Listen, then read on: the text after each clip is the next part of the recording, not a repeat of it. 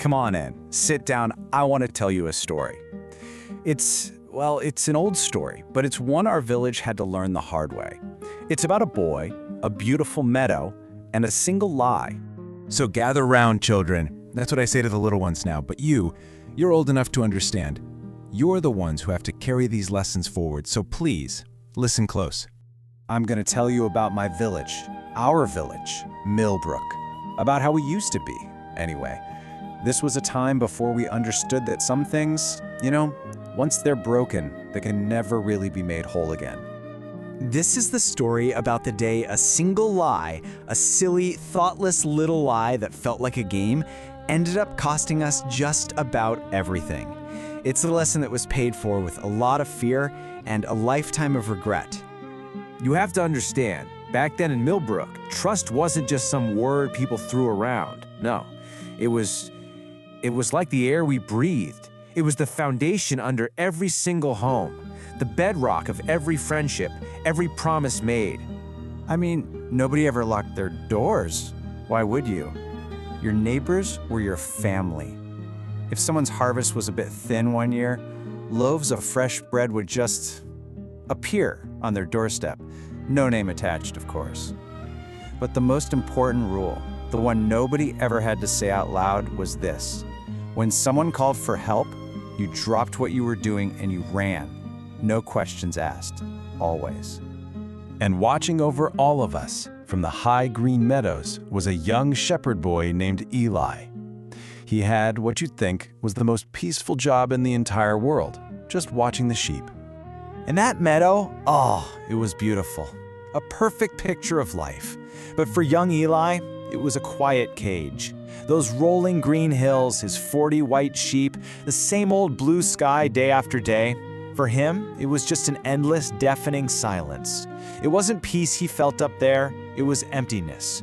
No voices, no excitement, just the constant, boring sound of sheep chewing grass. And in that silence, a dangerous little thought started to take root. It wasn't born from meanness, you understand. It came from a deep, aching loneliness. He just thought to himself, what if something exciting happened for once? So he decided he'd make his own excitement. He was just a boy.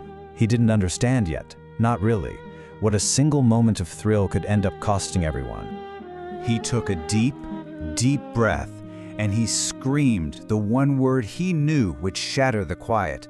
Wolf! And just like that, we answered. Hammers were dropped. Conversations stopped mid-sentence. We ran, a dozen of us, sprinting up that hill, our hearts pounding in our chests, terrified for that boy. We finally got to the top, gasping for air. And what did we find? We found him, laughing, bent over, slapping his knee. "Ha! There's no wolf!" he yelled. "You should have seen your faces." He thought our fear was funny. He thought our trust was just a toy for him to play with. I was the first one to reach him, and I have to tell you, I wasn't angry, not at all. What I felt was this deep, cold sadness settle in my stomach. My jaw tightened, but I didn't say a word. I just turned around and walked back down the hill. Sometimes the silence of disappointment is a much stronger warning than shouting. But he didn't hear it. Well, for 3 days, that quiet that he hated so much came back. And with it, his boredom. The thrill of getting our attention was gone. So he did it again. This time, right in the middle of market day, when he knew the whole village was gathered below. He screamed even louder this time, more desperate. And can you believe it? We came.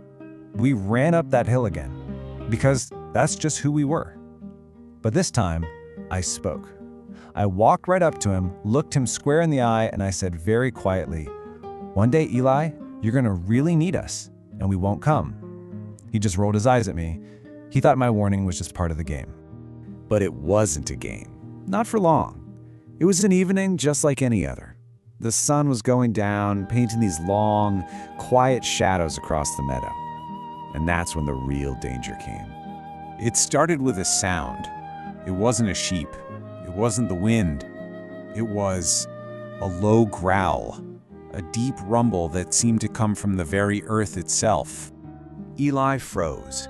He scanned the edge of the trees, and that's when he saw them. Two little points of light in the growing dark.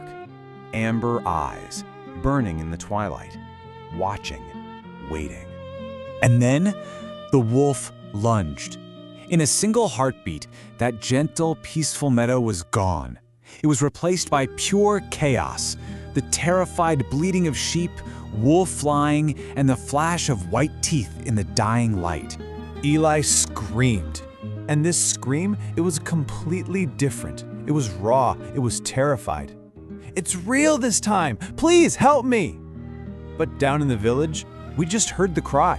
And we shook our heads. We smiled, a little sad. Oh, that boy again, we said to each other. He'll get tired of it eventually. You see, his truth sounded exactly like his lies. And we couldn't tell the difference anymore. We did walk up the hill, but much, much later. And it wasn't because we believed him. It was just curiosity. The screaming had finally stopped. And what we found up there was a terrible, broken silence. 12 sheep were gone. His family's flock, the one they'd tended for generations, was just ruined. All because nobody believed the truth when it was finally spoken.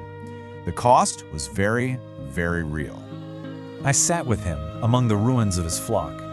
I didn't say I told you so. What good would that do?